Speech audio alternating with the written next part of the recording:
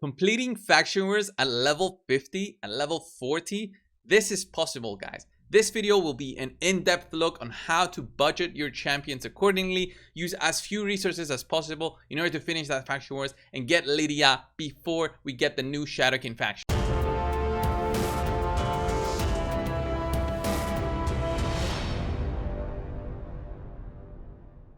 Hey guys, Colbert here. Welcome back to another Raid Shadow Legends video. Guys, this one will be all about the faction wars. We're logged into my free-to-play account today just to give you an idea of where I'm at in faction wars and how I'm completing those. But it will actually be a showcase of another user's progression through the faction wars, how he completed it by not having a full team with level 60s, full masteries and books. Some of them did have those, but not all of them. So this video is just to give you an idea of what you need to complete it, where you need to work on if you have those specific champions, and what might be needed for you to focus on in the next 3 months. In 3 months time, we'll have the Shadowkin faction released. It's going to be another faction that you'll need to complete all the way to level 21 in order to get Lydia. So if you do have the time and you want to put in the effort, you have some of these completed already, then you will be at a good track into getting Lydia in 3 months time to come. If not, then you'll have to be able to get a team going for Shadowkins as well. So before we get started, I just want to show you my progression on the free-to-play account very quickly. I do these kinds of updates on the free-to-play every once in a while. I'm currently sitting at 750 stars out of 819 for Lydia, and I plan on getting her the soonest possible. Whenever there's a faction open, I do my best to complete at least and get a few more stars into that faction, okay? And if you've been watching the free-to-play account, then you know on how much effort I put into these champions. Of course, this is not going to be a record by any means. The current record, if I'm not mistaken, is about 240 days for a free-to-play account to pick up Lydia.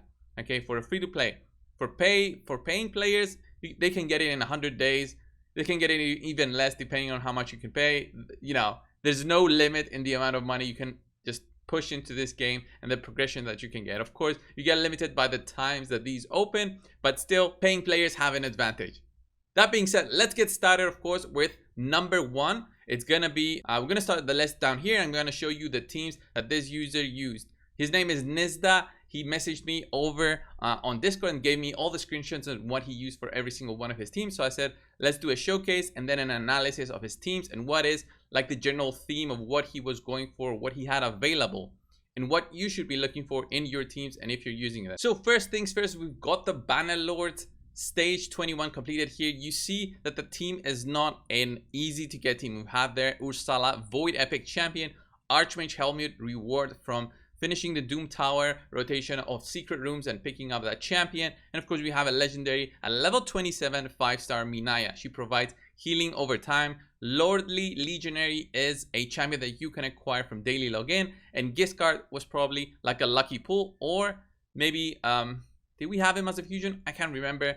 Even so, he's not that special of a champion. The MVP here is for sure Ursula, okay? Ursula is a fantastic champion, great revive available from Ursula, and that's what you need in general in faction wars. I would say as a personal tip for you guys, if you have a reviver, get that reviver to level 60 if you can, and that's going to give you the edge because you can time the bosses damage with your revive. Then you'll get that 3-star on stage 21, and that's all you need in every single stage. Get that revive right before the timer ends and you'll get that 3-star. You do that once and then you don't care about repeating the stage and getting 1-stars for your farming possibilities. Next up, guys, we have the High Elves faction. So High Elves faction can become a very easy faction for you to complete as long as you can get Arbiter, and if you get lucky with an Apothecary, then the things become way easier. Apothecary keeps on boosting, Arbiter boosts and revives, and then if you have some damage going for your teams, then it's gonna become even easier. Royal Guard there has some masteries, level 60, so he's there for damage potential, but he's not in a crazy speed build. He's built here with 150 speed or so. Royal Guard there, level 58, but he does provide some damage. You see Royal Guard does even twice the amount of Royal Guard. And then we have Apothecary and Tenacial, not even level 60, but there for a ton of healing potential on all the other champions. Next up, guys, we have the Sacred Order. So the Sacred Order here, you see another MVP here who will be the reviver in the team. As I said, revivers are crucial for your faction war success. Cardinal here, level 60. with masteries. Look at all that amount of healing that she has. She's built with full resistance there, so she can resist any debuffs that are applied. We have Phoenix there without any books, but he does have masteries. Then we have an Armiger, Aethel, and Mordecai at level 50, which are much easier to get in terms of pushing in your resources for Faction Wars progression. Another easy faction to complete, Barbarians 21. I've done many videos in the past before showcasing Salve the Drakes with champions like uncommons, Champion of the Drakes with just one uncommon finishing stage 21. So if you have Salve the Drakes, if you're at about day 180, unlucky here is key here. You'll see that this account has many level 60s, but I've showcased it before that you don't need all of these champions to have success in getting that faction done. Just Salve the Drakes plus another support or some kind of control like a stun set is going to be key, and it's going to get you there to the end of Faction Wars 21. Fantastic champion and a huge carry for this specific faction. Next up, guys, we have Ogryn Tribes. So Ogryn Tribes, this showcase is a little bit not of an ideal showcase because of the double man-eater. Double man-eater is really big for an account, unlocks a ton of possibilities for the clan boss, and here it can make this trivial fight for Ogryn Tribes. You'll see that man-eater will be stealing the Terminator. If you build them like that, if you've already have them with high speed for the clan boss, then they can be key in rotating both their Terminator steal and their unkillable, and basically make your team of level 50s and level 40s just unkillable themselves throughout the fight and ensure that you get those 3 stars in stage 21. I've done a showcase on the free-to-play account before where I showcased my single man-eater just carrying through the team, but I also had champions like a Ogryn. So think of what you can use here in terms of pushing it, and if you have something like a good reviver, they can also be utilized in the case that you don't have a man-eater. But of course, man-eater makes it 100 times easier in my opinion. Next up, guys, we've got the Lizardmen faction. So Lizardmen is another faction that I'm having some issues with on the free-to-play account, but it's a very similar team on what I'm currently trying to build. Broadmaw is very key here because of his revive mechanic. He here is at level 60 with books, 180 speed or so, and an immortal gear. Aox has books there with about 210 speed, which is a ton of speed. We've got Quargan in there, and Razin only has masteries with a lifesteal set here, just so he can recover some health. We also have Scathix here with the regen set in about 170 speed or so. Fantastic team composition, but you see the times of completing these stages. This one was finished at 18 minutes, so you have to do this on manual if you want to ensure that you get those 3 stars.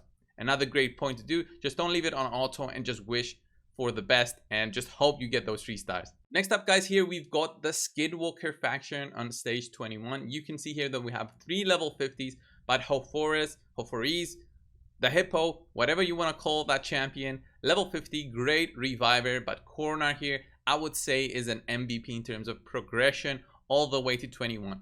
Coronar doesn't provide a huge amount of damage for stage 21. He's very big for this one, but I've completed this faction before without having a Coronar. The Hippo and Steel Skull are what are the MVPs here, honestly. Steel Skull, great deal of healing.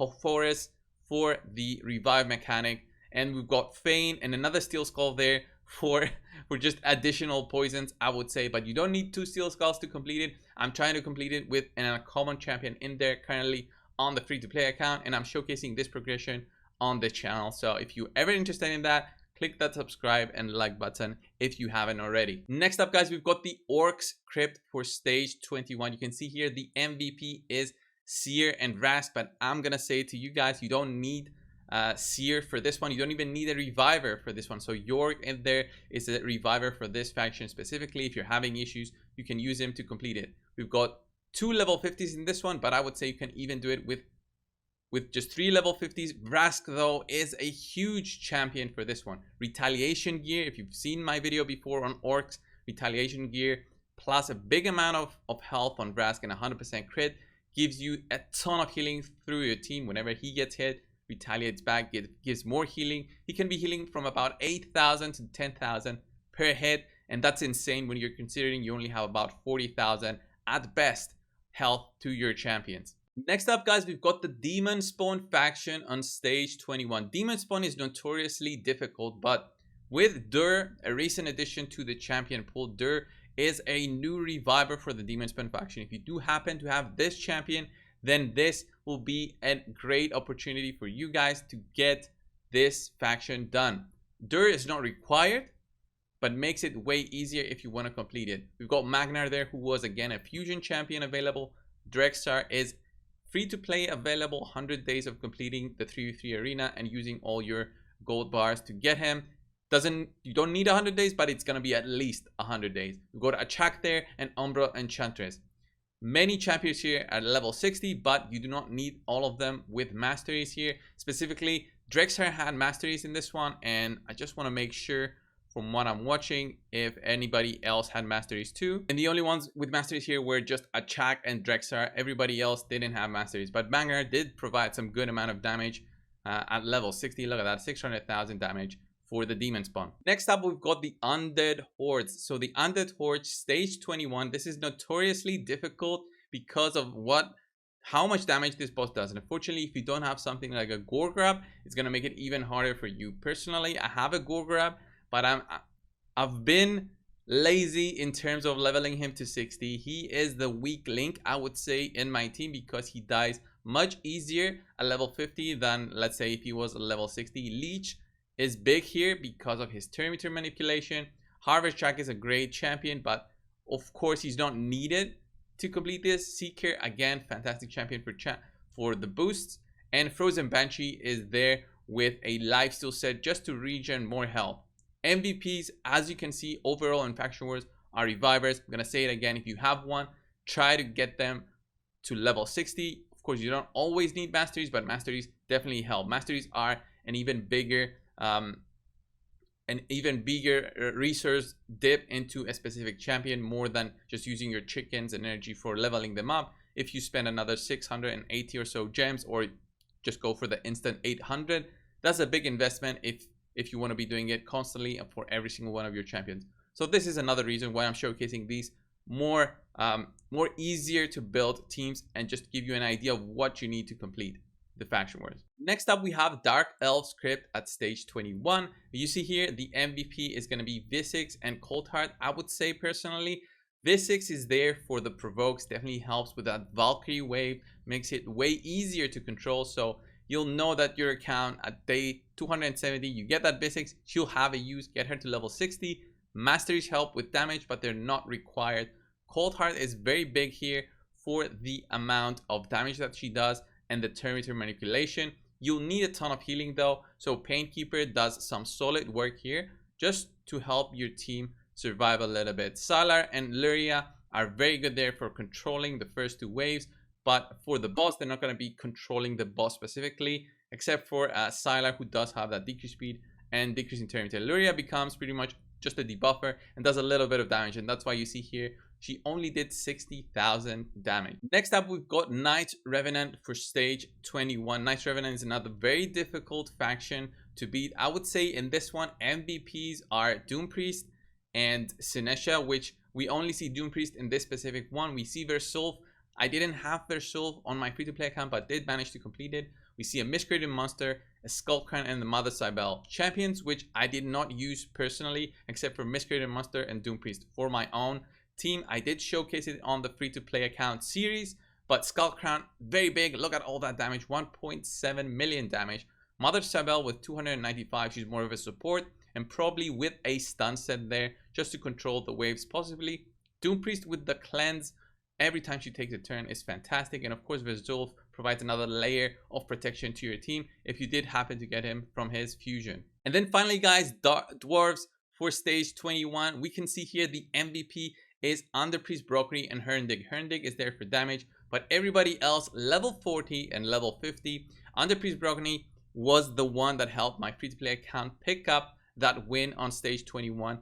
Very big and important champion to have for that faction. If you don't have him, you will not be able to replicate this. Unfortunately, this is not realistic in terms of what you'll be able to complete if you don't have Underpriest Broccoli in terms of champion levels and their gearing. Okay, you'll need much more gear because the boss hits very, very hard.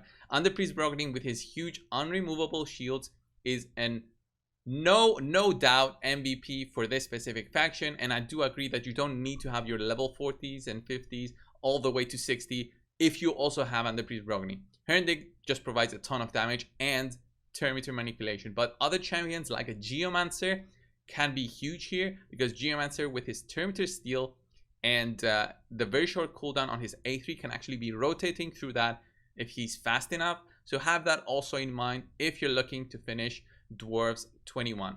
So with all of these teams going through, you realize that the MVPs are revivers for Faction Wars. Another big thing is gearing them with Immortal Gear. Finishing your clan boss and picking up those rewards every single day is a crucial part of playing the game and ensuring your success moving forward. The Immortal Gear sets dropping from the clan boss at any stage are really good for healing, for champions that do not have healing already. And if you want the books, of course you'll be completing the Faction Wars, because some champions, especially revivers, need to be booked in order for the revive ability to be at a shorter cooldown than normally. It's going to help you get those 3 starts in a more consistent manner than just trying to RNG your way out, so just trying to be lucky. Another big important factor is Great Hole. So Great Hole bonuses are huge. You can see my Great Hole bonuses right now. I do not put too much emphasis into the left hand side of the screen, okay? My emphasis is here on accuracy and resist. I don't even do all my fights throughout the week. Since I've reached a point on the free-to-play account where my focus is just Faction Wars, I don't do Arena every single day because it takes a ton of time to do. But if you just have one account, you don't worry about making YouTube videos, then getting resist, getting accuracy going for your champions is going to be huge. Resist brings a big factor to your teams. Having 40 resist here, 50, even 80 if you fully max them out is huge. You need about 250 resistance for Faction Wars for comfortably resisting stuff that comes at you, like any debuffs from either the ads in wave 1 and wave 2 or the final boss. So ton of resistance is a possibility.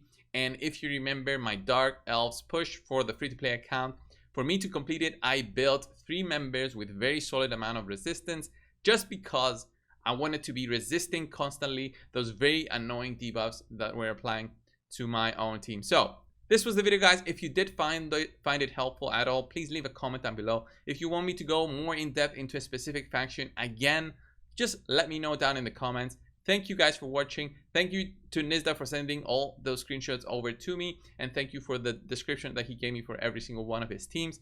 Thanks again for watching, and I'll see you in the next one. See you guys.